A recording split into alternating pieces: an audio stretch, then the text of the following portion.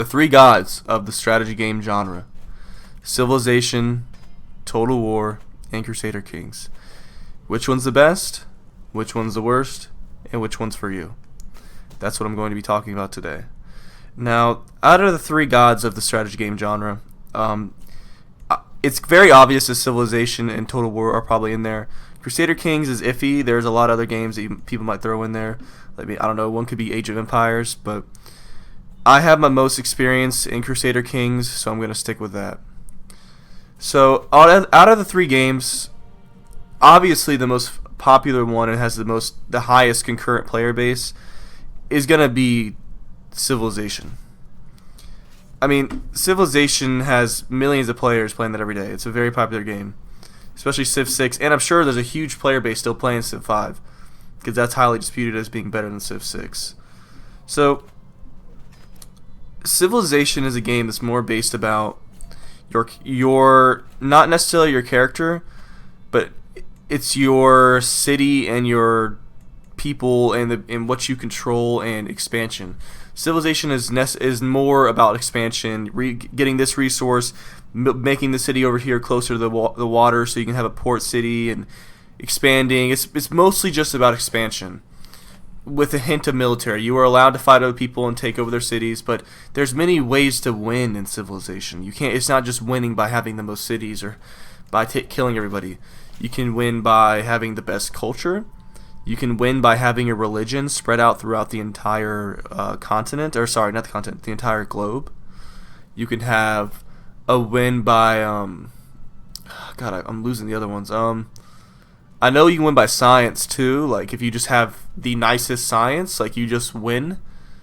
There's another one too, but I forget it. But yeah, and there's also one you can win by domination, just by destroying everybody else. Now, in Civilization, there's all these ways to win, and you can disable these in custom games, but the game is supposed to be played with multiple ways of winning. So, everyone's on an empty map. Everyone starts with one city, technically one settler, and it's your job to increase and expand your people, essentially expand your civilization. So Civilization is mostly about expansion, and that's all it's probably ever going to be about, is making the Hagia Sophia, whatever the Russian Orthodox Church is in Constantinople or Istanbul. That is making monuments, making the Hanging Gardens, making all these monuments and stuff like that, making the pyramids, and then kind of trying to attract people to come to your land and view it. Overall, Civilization is literally just about customization. Your ability to change what's going on in your people and your domain. That's pretty much what it is. You're allowed to fight people, like I said earlier. You're allowed to make alliances. You're allowed to trade with other people, and spread your religion throughout the world. So it's a pretty interesting game, especially when playing with multiple people. It becomes really fun. And it's also turn-based as well, so there's no real in-game time. Everyone's on the same playing base. It's turn-based game. So once your turn's over, you wait for everyone else to finish. They click the next turn button. It goes to the next turn. I'm gonna go to Total War next. So Total War is barely similar to Civilization. It's similar as in you're viewing a map. You start off with a few cities, and then, the thing about Total War is you can start off as almost anybody. So I'm going to use one as an example. I'll use Empire as an example. So Total War Empire came out in, I think, 2009, and that game is about the era of the 1700s in Europe. So there's Britain, there's France, there's Sweden, there's Prussia, there's Russia, there's Poland, Lithuania, Commonwealth, sorry, I think that's what they're called. There's the Dutch, you have all these factions. You can play as the Ottomans, you can play as the Maratha Confederacy, which is in India. So you can play as all these different factions from the historical era, right? Now, in Civilization, if you start off as anybody, you can start off as England in a civilization too, but you would only have one city. Whereas on a random map. Now, on Total War, if you start off as England, you literally start off in the real world England. Like you start off in United Kingdom, you have Ireland under your control, you have provinces, you have I believe you have provinces in India or something like that. That might be the Dutch, but it's something like that where you start off in a real world map and you have real world soldiers that you control in a real battle. Now, in the multiplayer, I've only played a very, very few handful of campaign maps multiplayer. The multiplayer aspect of Total War is kind of interesting. It's a little bit of a gamble though of who you're playing with. Sometimes you're at their mercy if they take too long for their turn and that type of stuff. But the aspect of Total War is that you control troops. Like it's a strategy game where you're essentially placed in the commander's position, and you have all these troops in front of you, and the enemy's troops right there. You line them up, and you fight them. That's Total War Empire. There's a bunch of different games. There's Warhammer series. There's the Rome ones. There's even the other ones, like older ones like medieval. So there's those. Those games are really good. Trust me, Total War games are probably my favorite out of these. They're so much fun to play. And multiplayer battles are so much fun. Battles can be changed just by one unit. You have one unit of 100 men, and they somehow get the high ground and destroy 3 units of the other enemy's player or enemy's troops, and they could turn the tide of a battle. So it's just all about strategy. Out of the strategy games, Total War is probably the most strategy-focused battle-wise. Essentially, hence the name Total War. Now, Total War is similar to Civilization. As you expand, you can't make any new cities. You already take pre-existing cities on the map, but you can build up your cities. You can build them up with new buildings, new factories, new this, new that. You can upgrade your troops, that type of stuff. So that's why Total War is a really good one, and I know 100%. I'm guaranteed, or I'm not guaranteed. I know 100% that Total War is like at least number 2 in the top 3. Now, at last, I'm going to talk about Crusader Kings. So, my opinion on Crusader Kings is very positive. I played Crusader Kings 2 when it was free. I also played Crusader Kings 3. I've actually have over 200-something hours in that game. I love it so much. Now, compared to the other two, and Crusader Kings' position in the circle of 3, I'd say Crusader Kings is the most different. It's similar to the other two as there's a map, and it's the real map, similar to Total War. But in Crusader Kings 3, you also, like Total War, can't make any more cities. You are taking over, or you have the opportunity to take over other cities. But in Total War, it's the objective of the game is to expand and get bigger. That's the objective of the game, is to become an empire, to become a huge country and fight and become the strongest in the world.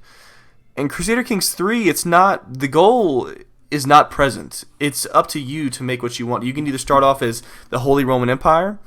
You can start off as what's it called? You can start off as the Basileus of the Byzantine Empire. You can start off as the Caliph. You can start off as the Pope. You can even start off as a count of a county in France and work your way to the top, or try to work your way to the top, or just roleplay and try to keep your position and participate in wars and stuff like that your king commands you to. So there's a lot of role playing that goes into Crusader Kings, and the game itself is actually pretty difficult. The smaller you start off as. So let's just say you start off as, like, I don't know, a really small count in the middle of Mongolia or something, and the Mongols pop up. Like, what are you gonna do? You can't run away. In Total War, you can kind of run away. There's ways to get around it, and even in Civ, but in CK3, there's nothing you can do. The game's over. But you can choose to keep playing as someone else, and then when you die, your heir becomes. You can name the children, and and you can also marry off people and look for certain traits and stuff like that. You can secure alliances by marrying, you know what I mean? That type of stuff. It's a really historically accurate game. I mean, obviously it's not historically accurate. Like, I just made Kingdom of Ireland, took over the entirety of Europe. Like, come on. I just took over Europe as Ireland. Like, that's not accurate at all. But in these strategy games, what are accurate? Strategy games are meant to strategize against your opponents. They're meant to actually use your brain, and that's not just an FPS game. So, Crusader Kings 3 is by far, in my opinion, even though I said Total War, I believe I said Total War is my favorite. CK3 right now is my favorite. Total War in general is my favorite series on PC, strategy game-wise. But CK3 is just so good. It's so much fun. So the only thing left that I can talk about is what game is good for you. So if you like starting off small and building yourself up big, all three of these games are for you. In Civilization, you already start off with one city. Total War, you can start off big, or you can start off big in CK3. So it's up to you what you want to do. But if your goal is just to see, you're not really necessarily too interested in the strategy of battles and controlling troops and strategizing and flanking and outmaneuvering. If you're not necessarily interested in that, then I wouldn't push you in the direction of Total War. I'd probably push you in the direction of CK3 or Civilization. Both CK3 and Total War both Civilization and Total War are games that use a turn-based mechanism system. So when you're playing multiplayer, no one's going to get left in the dust because you can always just click your turn, you know what I mean? It's going to go to the next turn. So no one's getting ahead of each other or anything like that, or if someone has to go to the bathroom, you know what I mean? Like that type of stuff. On CK3, there is a pause button. You can't stop it, but it interrupts everyone else what they're doing. And you can't slow the game down, so it's not like it's a crazy bad, but teach their own. I prefer the turn system, but that's one of the only negatives I have. But anyway, back to the point. I would recommend for someone that's not necessarily interested in battle-wise and like controlling troops and stuff like that, I would push you in the direction of Civilization or CK3, because Total War puts a heavy emphasis on the battles, and that's what makes it stand out among the strategy games.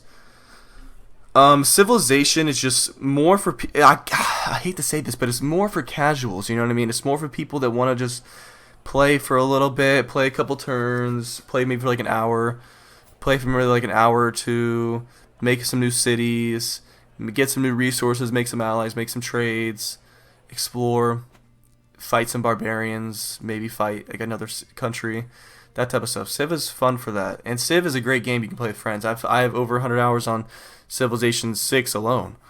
But CK3, the reason that CK3 is better in my opinion is that CK3 has more emphasis on the characters that you control. So let's just say we're making a family. Let's just make the family a random name. Carling. So let's just say we're playing we're role playing as a family Carling, and you have a bunch of Carling kids. You can make them have you can pick their names and all that stuff. It's just overall, it really like puts you in their seat, and it makes it kind of the immersion much better in my opinion. So CK3 in my opinion is the best out of the three. Barely better than Total War. So anyway, CK3 and Civ I'd recommend for people that don't really necessarily care about the battles. I think Civilization has the least focus on battles as well. So Total War, top for battles, second CK3, and third Civilization. I'd recommend Total War for people that do want to see the battles and do want to do enjoy the aspect of controlling their troops, outmaneuvering, flanking, setting up defensive positions. That type of stuff is totally for you. If you like that type of stuff, being in control of something, I would totally recommend the Total War games. And if you don't have a graphics card, like if you have a cheaper laptop or something that doesn't even have a GPU in it, you can run up to Total War, I believe, probably. I know you can run Empire because that's on an old engine, but you should be able to run Total War Rome 2. It wouldn't look very pretty, but you can run it. Because I did. Before I had a graphics card, I ran Total War Rome 2 without a GPU, and it ran fine. It just didn't look that good, but it ran fine. And so last but not least, I would recommend CK3 to people that would like to roleplay. CK3 is just perfect for that. There's so much you can do in CK3. There's so much deception, people like trying to kill you behind your back, and people lying, and people sleeping with people that aren't their wives, and getting them pregnant, and then bastard children, and illegitimacy, and people claiming your throne. It's just such a good game for that role-playing aspect, and it's also good for expansion as well. You can take, like, let's just say I was playing as France. I could go ahead and say, you know what, I'm sick of this shit. I can declare war on Holy Roman Empire. Now that wouldn't be a good idea. Holy Roman Empire is much bigger than France, but hey, it is what it is. I have a claim on your county. I'm gonna go take it, and there's nothing you can do about it. So that's the type of stuff that makes CK3 a lot better. But the only complaint I have is if you don't know what you're doing in CK3, it can be very overwhelming for what's going on, especially if you're playing a multiplayer game where nobody wants to pause it. It can be very overwhelming. And on top of that, CK3 and CK3 in general, it's when you're declaring war on people, you have to have a what's it called, a Cassius belli, or a reason, essentially a reason to declare war. So you can't just be like, you know what, I don't like your face, I'm declaring war. You have to have a set in like words, like written down reason, like, oh, my daughter has a claim on your duchy of, I don't know, Bar, or Duke of Wessex. We have a claim on Duchy of Wessex, anything like that. You could have a claim on it, and then you attack their liege for that claim, and then you get control of that duke or duchy, county, province, whatever, country. So yeah, and you can also make your own religion too. So yeah, CK3 is just so much fun for that type of stuff. And I've gotten lost in CK3 for hours, just sitting here playing, having so much fun playing it. So, yeah, guys, that is my overall description of the 3 games, what I consider to be the 3 gods of strategy games. Please feel free to hit the sub, hit a like. I'll be uploading here a lot. Feel free to leave comments as well. Obviously, I don't have much going on over here, so I'll be reading everything. And thanks for stopping in. See ya.